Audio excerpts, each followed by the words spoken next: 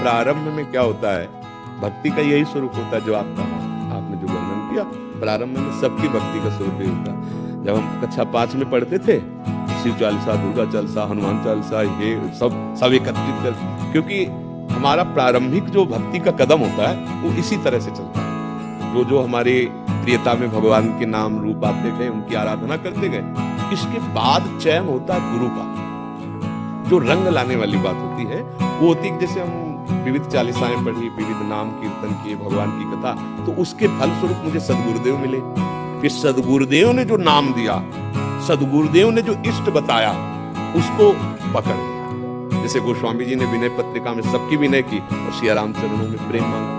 जैसे अपने लोग कुछ भी तो सबका फल किशोरी किशोर जो लाडली लाल के चरणों में प्रेम।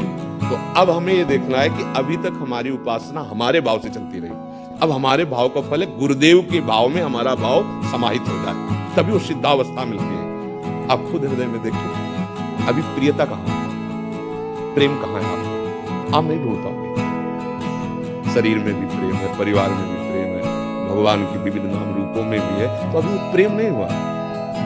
जब सबकी ममता ताग बटोरी, मम पद मन ही बांध, वो काम गुरुदेव करते हैं। तो भगवान से प्रार्थना करो कि आपसे बड़ा कोई गुरुदेव है नहीं, आप कृपा करके मुझे आदेश अंदर से करो कि मैं आपके किस नाम रूप में आसक्त हो जाऊं। वो शिव रूप है या राम रूप है या वही है, दूसरे नहीं है। दुर्गा, काली, अम्बा, जो भी कहो वो एक ही है, पर एक जगह लग जाने पे फिर आनंद की अनुभूति। तो अब आप देख लीजिए, आप अपने प्रभु से प्रार्थना कीजिए, प्रीति एक से होती है, वो एक ही है।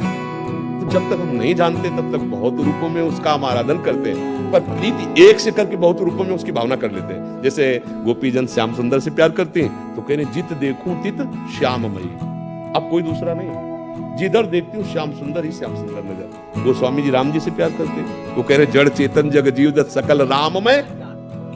अपनी भावना एक आराध्य देव पर वही है, लग जाए तो रंग आ जाए। अब ज्यादा समय तो नहीं रहा, अब जीवन का ज्यादा समय तो नहीं रहा, तो अब रंग आना चाहिए। अब प्रभु का कोई एक नाम रूप पकड़ लो और उसमें डूब जाओ। एक नाम रूप में कोई प्रभु का